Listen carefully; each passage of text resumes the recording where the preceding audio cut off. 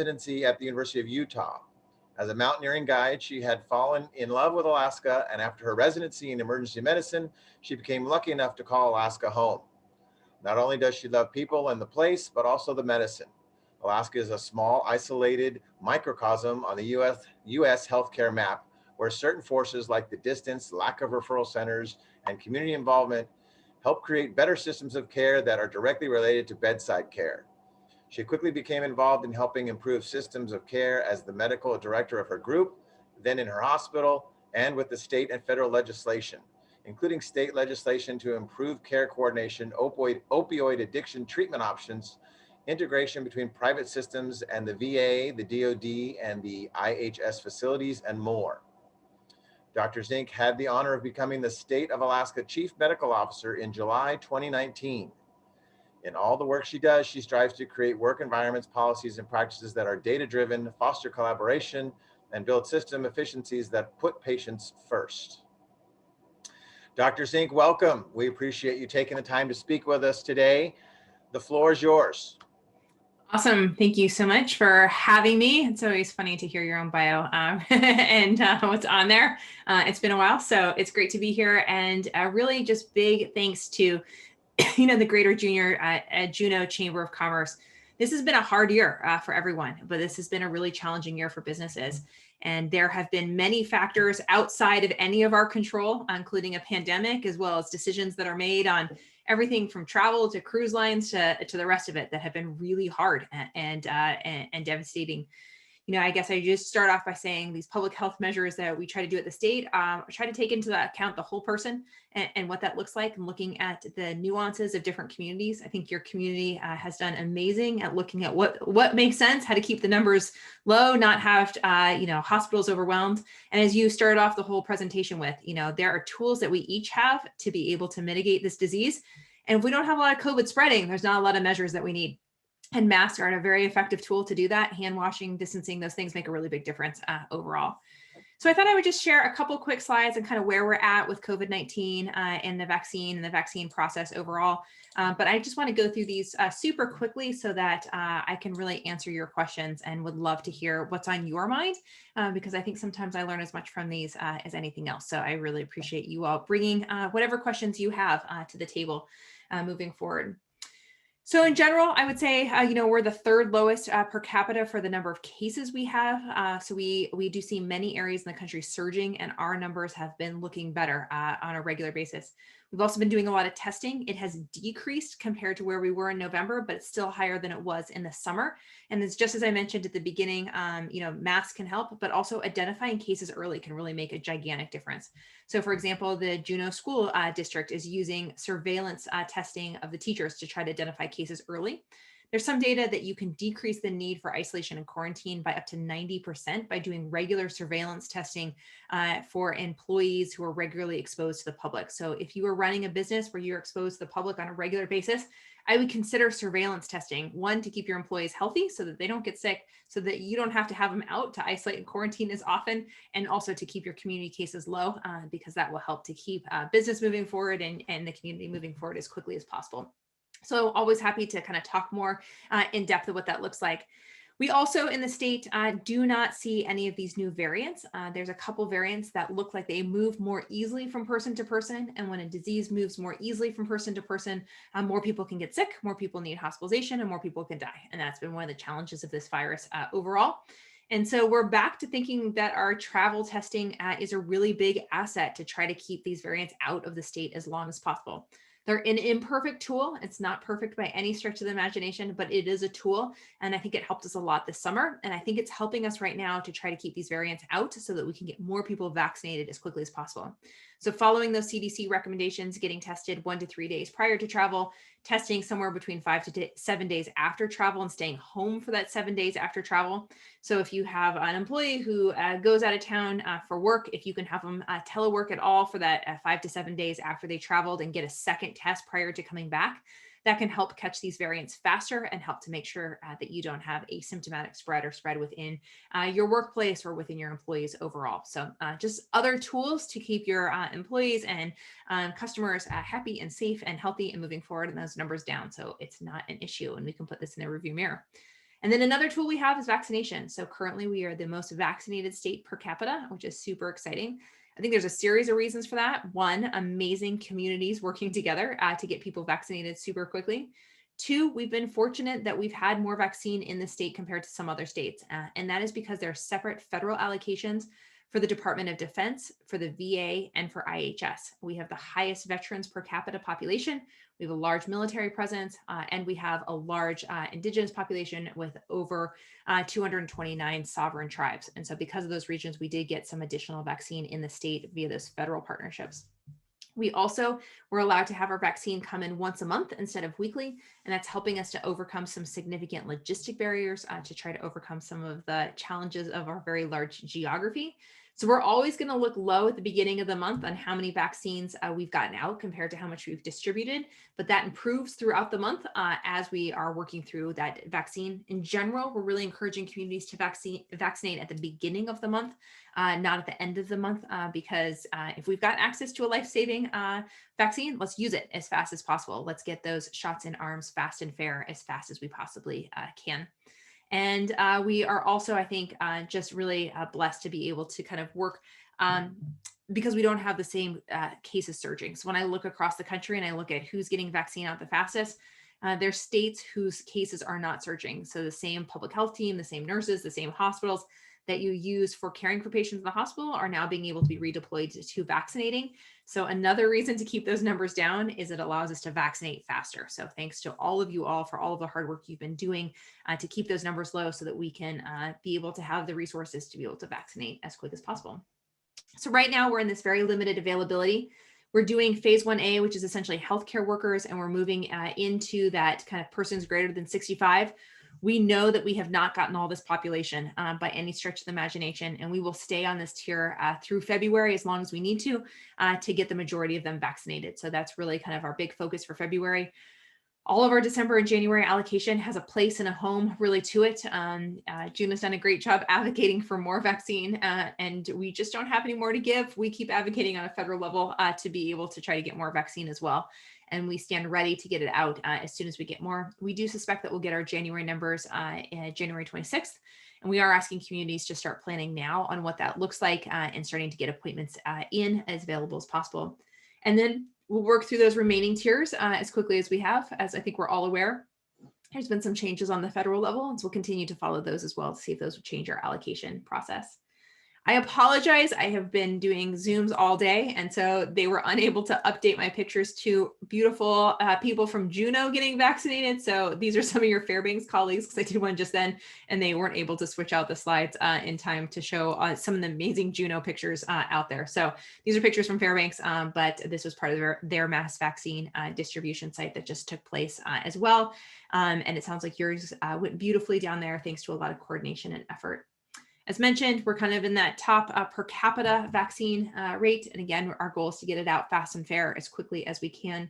You can follow along on our dashboard to see where we're at. I would just highlight that the first dose vaccine is additive to the number of people who've gotten the vaccine series completed. So if you want to know how many people have gotten at least one shot, you put those two numbers together. You can also see on here the state and IHS allocation versus the total. And so you can see that there's a difference between those, and IHS gets to determine how those vaccines not only come into the state, so IHS determines how much Alaska gets, not the state. And then within that, each THO, each tribal health organization decides on how that vaccine is used. Beneficiary, non-beneficiary, different tiers, same tiers, that's really up to the tribal health organization. And we see different things across the state happening. I get this question a lot, like, why don't you just line up a lot of National Guard and put them all in? That would be great, except for a couple things. We don't have the vaccine to do that. So we can do some of these big pods, but we just don't have tons of vaccine. This vaccine also requires watching people for 15 to 30 minutes afterwards, which makes it a little bit different. And we don't want a vaccine event to become a super spreader event. So we want people to be spread apart. We want them to be masked. We want them to be distanced so that people don't get COVID-19 in the process of getting the vaccine. And so that's part of the reason we're asking for appointments. Juneau has their own website and information, and you're welcome to follow along there. And it's been great to have a tremendous partnership with Juneau in that region. The covidvax.alaska.gov has kind of statewide information, as well as that call line, the 646-3322, where you can leave a message and get information.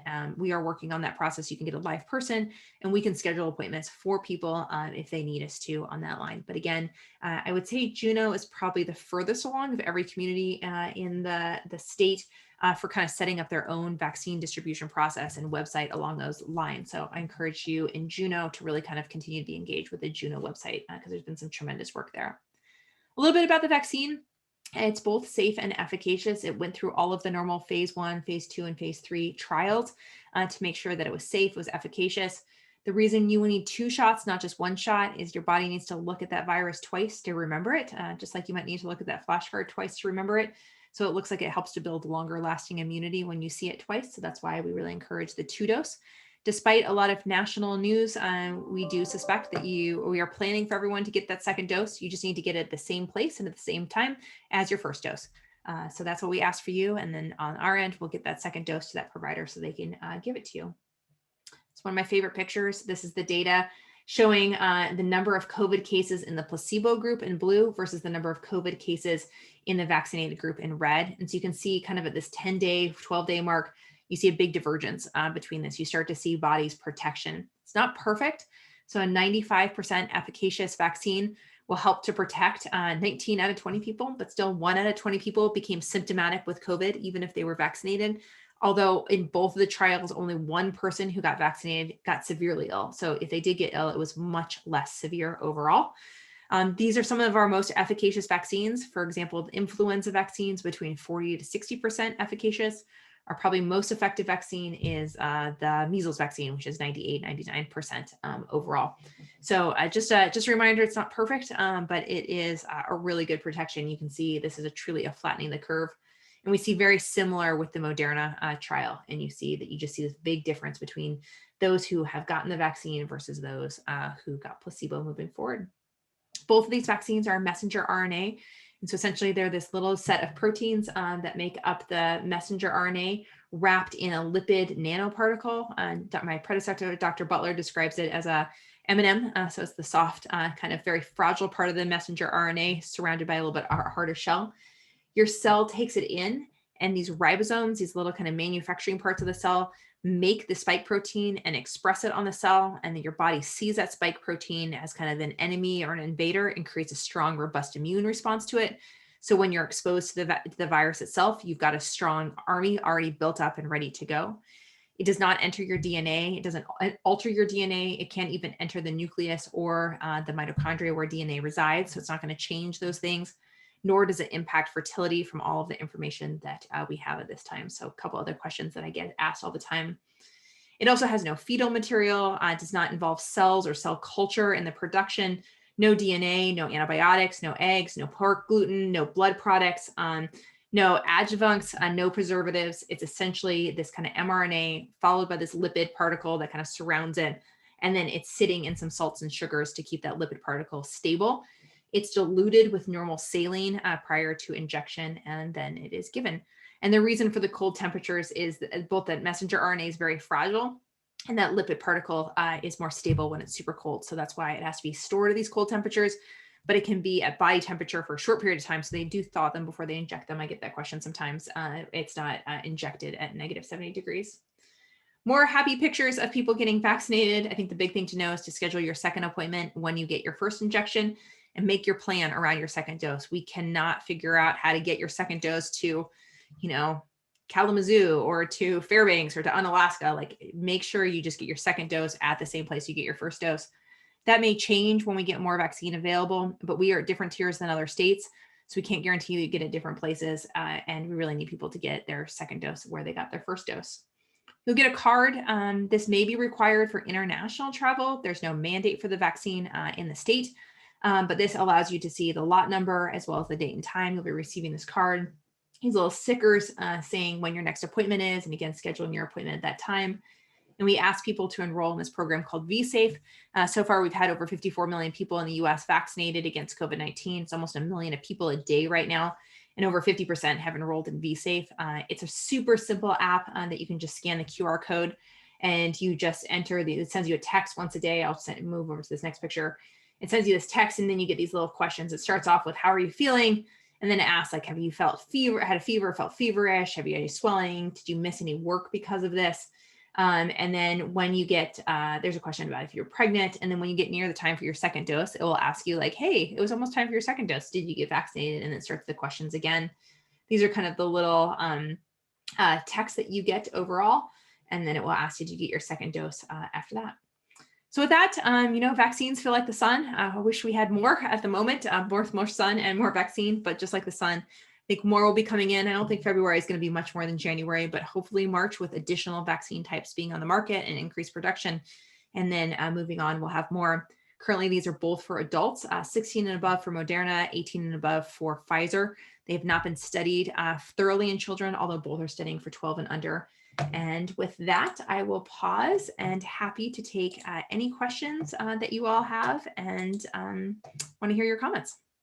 All right, thanks, Dr. Zink. That was awesome. Some very straightforward and easy to understand biology or all of that kind of stuff for us non-biology majors in college. So I appreciate the graphics. Those help a lot. I'm going to ask a couple of questions here that people have submitted. I'm going to start with this one. We're being told that getting the vaccine does not mean that a person cannot still be a spreader of the virus. Is this true or not yet clear? If the latter, when will we know that the vaccine really does kill the virus so that a vaccinated person is not a threat to others? Thank you for your efforts. Yes, it's a great question. So that is the question between what we call neutralizing immune response versus sterilizing immune response. So neutralizing means that it just doesn't make you sick. And that's really what they studied. They didn't study to see if this was sterilizing, to see if it made it so that you couldn't replicate virus in your nose and be able to spread it from person to person. We also know that about 1 in 20 people got symptomatic disease with the vaccine. So it wasn't perfect. So one, if you have symptoms, even post-COVID vaccine, this vaccine will not cause you to test positive. It's not a live virus and it can't make you test positive for like a nasal or an oral. So if you're symptomatic at all, you could have COVID even post-vaccine and you could spread it to others. So that's one. So one of the reasons you need to still be wearing a mask. And then two, we don't have the data yet on if this is sterilizing or neutralizing immunity. Based on animal models, the Moderna trial, the AstraZeneca trial, we think it will likely significantly decrease transmission, but not 100% prevent it. I will put in the chat box what I thought was a really well done article that explains this and antibodies and testing super well. So if this is a topic of interest to you, I will post that in the chat box and I would recommend that article because I think it's a great description of this question. Okay. Let's see. Someone's asking, they've had shot number 1 through the city Juneau's efforts this past weekend. Will there be vaccine for shot number 2?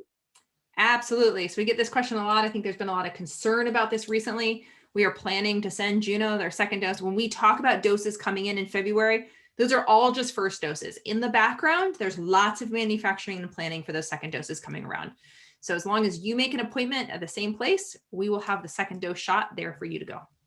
So when you're seeing those numbers about the number of vaccines you received, those are all first dose vaccines. There's no second dose numbers in those numbers. Yeah, so on our website, you can see that one number that says number of completed, and that's like that person has gotten 2 doses. But when we talk of like, oh, we're getting 50,000 doses in, we are only talking about the first dose. That second dose is kind of like, we just had to come up with some sort of nomenclature that would allow us to talk about it. And so when we talk in doses, we're talking about people who will get vaccinated. And the second dose all kind of comes in from the back end. The ordering comes in from the back end. The distribution comes in from the back end to make sure that people get that second dose vaccine. Okay. Let's see. Someone's asking, I had COVID in November. I have antibodies. The vaccine protects me because it causes my body to create antibodies. Then why would I get the vaccine having already had COVID? If my natural acquired antibodies wear off, then what is the difference in the long-term efficacy of the vaccine versus my naturally acquired antibodies? Yeah, it's a great question. So in general, most vaccines do provide longer lasting protection than natural infection itself. And we have reasons to suspect that's really true in COVID. 2 major things, kind of like we talked about seeing flashcards multiple times. If you got the virus, you saw it once. And if you got the shot, you saw it once. But when you get that second shot, you're kind of seeing it again and helping in a timely manner for your body to remember it into your longer term immunity. So antibodies only represent a very small part of the immune system, and there's multiple types of antibodies. So like IgG is longer term. IgM is kind of this faster. There's IgE, which helps to minimize like how much virus you're secreting from your nose and your mouth. And so depending on which type of antibody is all a part of it. We also believe that COVID-19 actually probably attacks part of the immune system that helps us to remember long-term protection. And so the way the virus works is it makes it harder for us to have long-term immunity from natural infection, and why we start to see reinfection. And the vaccine kind of bypasses that process. It doesn't have the whole viral response. It just helps you to develop this B cell and T cell immune response to it. And that's the reason we think that vaccine will cause longer lasting protection than natural infection itself. Okay. And if you're fully vaccinated, do you still need to do the travel testing? At this time, yes, because you might be that 1 in 20 people who picked it up otherwise, and we don't know how many additional people who are vaccinated maybe have asymptomatic disease. So this time, travel testing still in play. The other thing too is we are really concerned about these variants, and we don't want them to come into the country, into the state. And so travel testing is an excellent way to keep it out, and why we're really kind of emphasizing that point right now. So, and in regards to like the herd immunity concept, if you're not vaccinating children under 16, how are we going to get to herd immunity? Yeah, that's a good point. It's a challenge there. So we are going to need children to be vaccinated to get to that point, but we need that data before we can move there. So I think we're a ways from herd immunity, partially because of that reason as well. And those trials are being done in ages 12 and up right now. So we'll see what that looks like, and then potentially even younger after that. There's also a question of, worldwide, it's better if we're all protected because we can continue to have strains move and spread. And we see this with influenza and other diseases overall. But then there's also a component of just being able to protect those who are most vulnerable. And if we protect, adults who are more likely to get sick, more likely to require hospitalization, well, we may not get to herd immunity. We may really kind of mitigate this disease to a much more mild form of the disease, because we're just having, young, healthy people getting it kind of more like the common cold, rather than seeing the hospitalizations and deaths overall.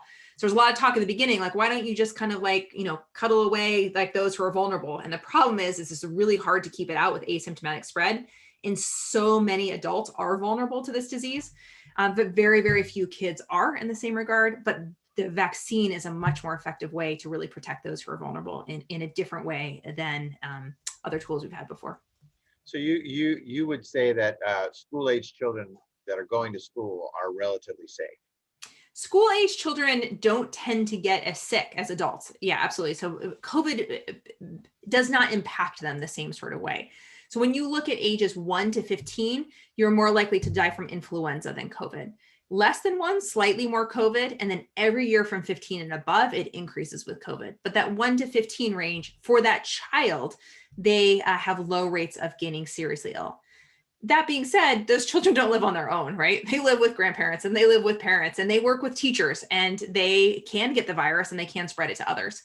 And so having them not spread it to others is important so that we can protect those adults. But if all of those adults are protected and they all spread it amongst each other and they don't get sick from it, there's really less of an impact in that sense as well. So, but children are less likely to get it as well, aren't they? That's a great question and of much debate. And I would say that we don't have clear evidence on that, because a lot of this has been studied while schools have been out and while kids haven't been living their normal lives. So I don't think we know yet. We've looked at viral loads and how sick people get. We don't test kids as much either, because we're testing people who get sick. And so I think we'll have a lot more information on that later, but we don't know. Okay. And Maggie's asking if how long after you are vaccinated are you considered immune or protected to COVID? Yeah. So again, this isn't, like an Avengers magical shield. So it can provide some really good protection, but it's not 100%. So just keep that in mind when you're thinking about it. We start to see that graph start to separate out around day 10 to day 12. So we really start to see that coming out. But we think most of the immune response happens about 5 weeks after the first shot. So that you probably have pretty good both B cell and T cell response about 5 weeks afterwards.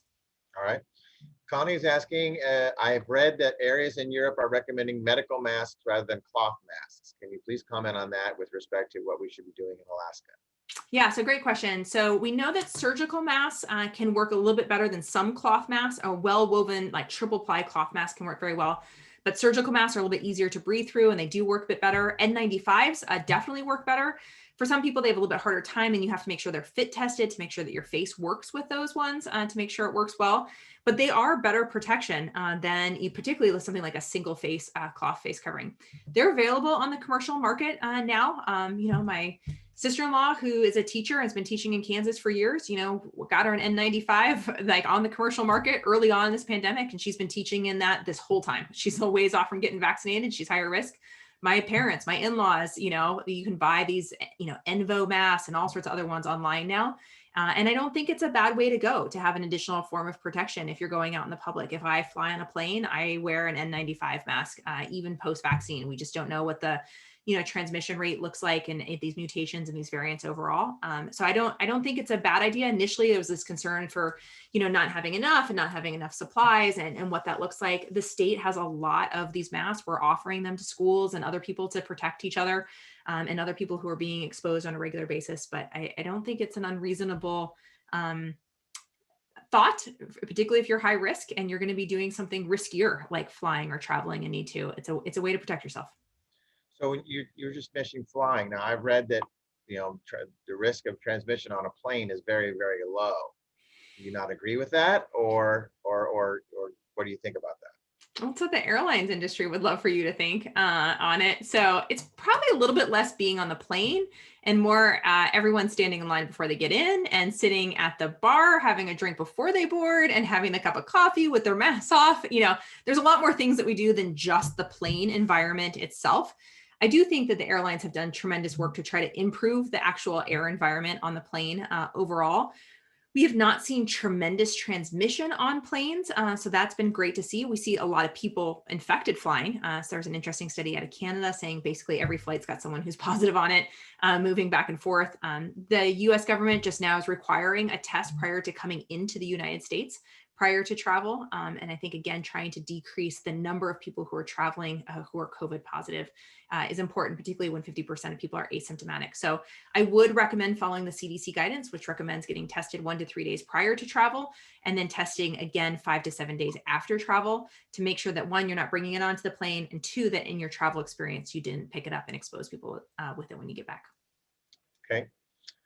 Someone else is asking, are the symptoms of the new super spreader COVID the same as what we've dealt with up to this point? Yeah, so what we know so far is it doesn't necessarily look like it makes people sicker or that it changes symptoms overall. People have slightly higher viral load, so it's actually a little bit easier to pick it up. Their CT values are a little bit lower. It's a little bit easier to pick it up. All of our tests in Alaska look to test against these variants, so they all look to work fine. And we are doing sequencing to see if we see it, but the symptoms look very similar. It just looks like it spreads a little bit easier from person to person. Okay. Roy's asking if there are any plans on antibody testing being available.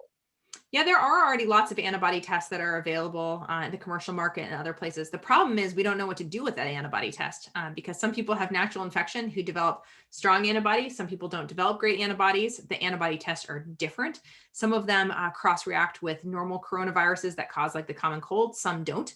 What we call your pre-test probability, the chance that you likely did have COVID, helps to determine how accurate that test is. So in general, we recommend doing antibody testing in combination with a healthcare provider if you're asking a specific question. So for example, someone lost taste of sense and smell and they're pregnant and they're at high risk for clots. That's a great person that their OB might do it to see if they should be on blood thinning medication for the rest of their pregnancy. That's a clinical decision being used for antibody testing to use that because there's a high pretest probability, a high likelihood that person had COVID, and you're going to change clinical decision. But there's not really, it's not like if you're antibody positive, that means you had COVID. And it doesn't mean that then you're protected moving on because it can cross-react with other viruses and not everyone who's had it does it decrease. So we don't use it for travel. We don't use it for year longer clear. We don't use it for any of those things because it's a really imperfect tool in a series of other imperfect tools. Okay, let's see. Liz is asking, what are your thoughts regarding long-term COVID and the brain lung issues associated with that? Yeah, so great question. We definitely see people have long-term effects of COVID. It looks like the sicker you get, the more likely you are to have long-term effects if you're hospitalized for long periods of time, if you were intubated longer periods of time. That being said, we see people with long-term effects that we don't see otherwise. This is not uncommon for COVID. We see this with influenza. We see this with parvovirus. We see this with other viruses. Viral myocarditis, or inflammation of the heart, is a common presentation of heart failure for young adults. And we always ask, like, have you had any sort of viral illness recently? And we're seeing the same thing with COVID. We just have a lot more people getting a highly contagious virus right now. I think there's a lot to be learned in this aspect. There was a great presentation I just went to on specifically athletes and kind of return to play, to make sure that their hearts are protected before return to play. So if you do have a young person in your life, or you're super active and fit, and you got COVID, I'd encourage you to talk to your primary care provider prior to going back, just to make sure there's not kind of that inflammation, make sure that you're doing okay, and make sure that you're feeling up to speed prior to kind of going back to full steam ahead, running marathons or whatever you might be doing. There is a recent paper that came out that looked at brain inflammation, and it really looks like the virus likely does not cross into the brain. It's more that it probably causes inflammation and microclots, or small clots and mini strokes, that are causing the changes, not the actual virus in that system. So we're learning a lot about the virus, but it does look like it causes a lot of clots and a lot of inflammation. And that's really why it causes illness and death, more than some other impact of the virus. It's those kind of secondary effects on the body that are really harmful. Okay, so one other issue is that, a lot of people in Southeast earn their living off of tourism economy. Mm. And, we need that to keep everything going. And, there's not enough state and federal dollars to keep us going for a whole nother year till 2022, or at least we don't think there is. So do you have any plans to proactively support the return of cruise ships to the summer, this summer? Is the CDC, have you heard anything from the CDC? What are your thoughts on that? Yeah, so I know that our team is working with the CDC, as well as working with some of you all. And I know that there's been some coalition groups put together to kind of help address this. Our goal is to have businesses thrive and people move forward, including tourism and the rest of it. And I do think that there are reasonable things that we can do to help mitigate COVID-19 in general, to be able to move forward. So I have not been directly involved with the CDC conversations on that. I think there's been a lot of changes going on right there right now. And I think hopefully things will settle down and we'll get back to figuring things out quickly. That being said, the world turns and time's ticking, and we know that this is a timely issue. We also know that if your economic health is not well, your physical health is not as well. And so we know that economic health is a public health necessity. And so having food on the table, having houses, having jobs is important to our physical and mental health. And despite what some people think, we are not the Department of COVID. I'm not the CMO of COVID. It's actually the Department of Health and Social Services. And our goal is the health and wellness of Alaskans. And that involves people's economic as well as mental health. And we need to make sure that those things are happening. And we want to use these tools to keep people healthy and well moving forward all together. So we're always happy to engage and come up with creative ideas and ways to move forward, so that we can keep going forward. Do you have any crystal ball that you think that sometime in this summer that there might be the availability of the vaccine might be great enough that people that want to get it can get it, versus having to wait and be scheduled? Because once you get to the point where anybody that wants it can get it, then it makes it much easier for ships to say you got to have it before you can get on it. You know what I mean? Absolutely. Yeah. And I would say my foggy crystal ball of that is a lot like the sun, and the fact that I think it will be plentifully available around summer solstice, which is a little bit late for cruise ship season. But I think looking at the trials and the rest of it, I think it's going to be multiple months while we're in a limited supply availability. That being said, those in 65 and older are being prioritized across the country right now. So they'll have more availability. So you can do some cruise ships for 65 and older and healthcare workers, I guess, because they've been prioritized and what that looks like. So there may be some creative ways to think about that. I would just also emphasize the fact that like testing and other things are additional options. We saw some small cruise lines trying that this summer for a bit, to try to kind of get off the ground and running and moving forward. So there's some additional things. And I know that the cruise industry is, they are reeling as well. And so I know that they are really wanting to find solutions to be able to mitigate the disease. And I think, it's going to benefit us all to have cruise ships that don't rapidly spread respiratory pathogens and other pathogens overall. And I think that, having them work that direction and us making sure that we can support are going to be important moving forward. Awesome. So like, I got to ask you on a personal note, you took the job in 2019.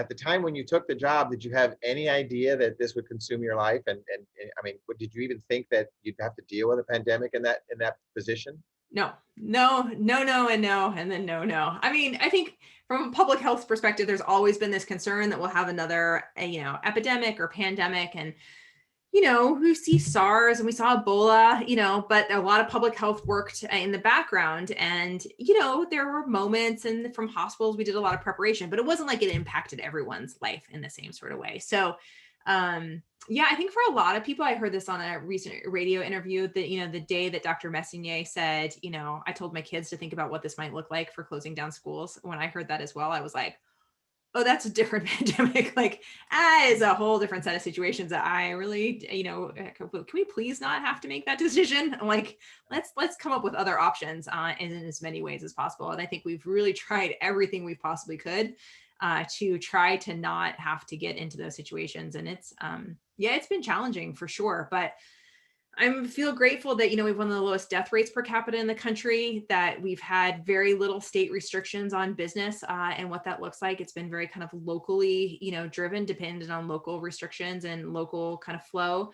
That we have some of the lowest percent positivity in the country. Our testing is really good. We've never overwhelmed our hospital capacity. We're the most vaccinated per capita in the country. So for a really awful situation, I think we're doing okay-ish, but that doesn't mean it's not been just devastating for so many Alaskans in so many different ways. And I would love to get COVID in the rearview mirror. I had a patient recently say to me, like, I'm over this. And I was like, me too. Like, can we both be done?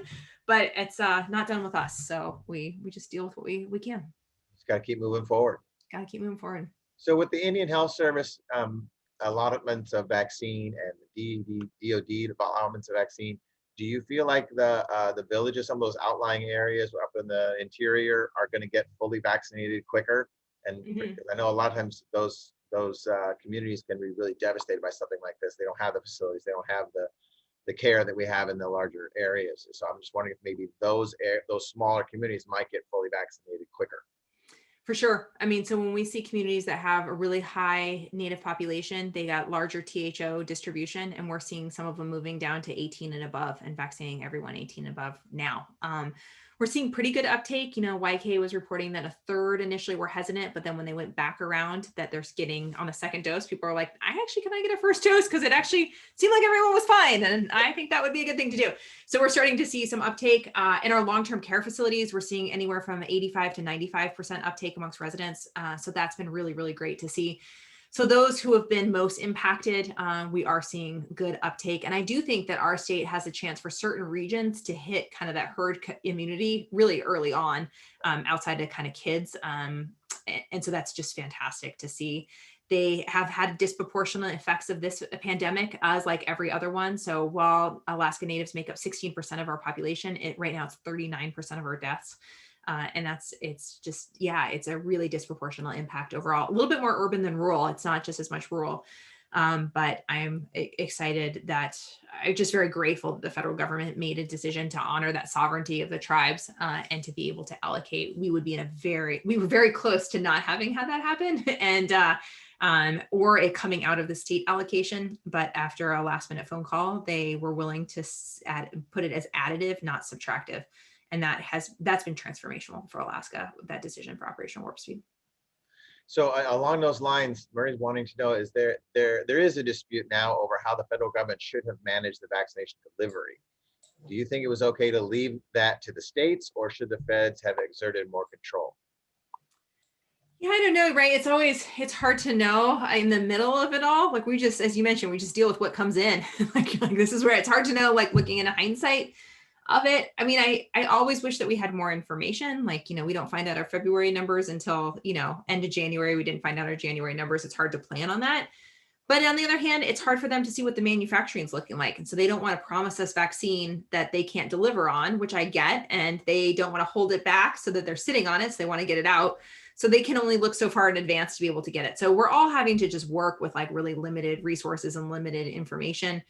I think the tiers have been challenging because every state's doing it differently. I was on the phone with Massachusetts and they're like, how are you not still doing hospitals? And I was like, you just have a lot more hospitals than we do. Like you have a lot in Boston.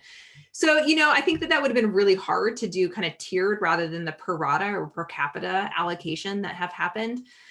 And so I don't know how you would do that necessarily. I'm grateful that we've had some ability to make our own decision on tiers. We have communities with no running water and sewer that are on there, communities that we have to use planes to get people in and out, marine work that's happening in the state that isn't reflected in other people's plans because it doesn't matter in other people's plans. So I think that we're just a big and beautiful country that's incredibly diverse with a lot of different opinions and voices and distribution, and it's hard to have it be exactly the same. I think that the thing that I have found is that when we collectively work together as a country or as a state, we do better. And so more than any one policy, I just want us to all be pulling in the same direction of getting vaccine out fast and fair together. And I think that messaging federal, state, tribal, local along those lines is the most helpful thing that federally they can do, that we can do as a state level, and that we can do as a local level, more than any one policy thing. Okay.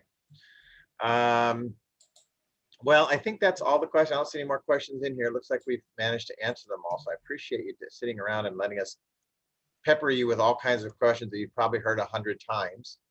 But for us, it's very, very important to get the information from you.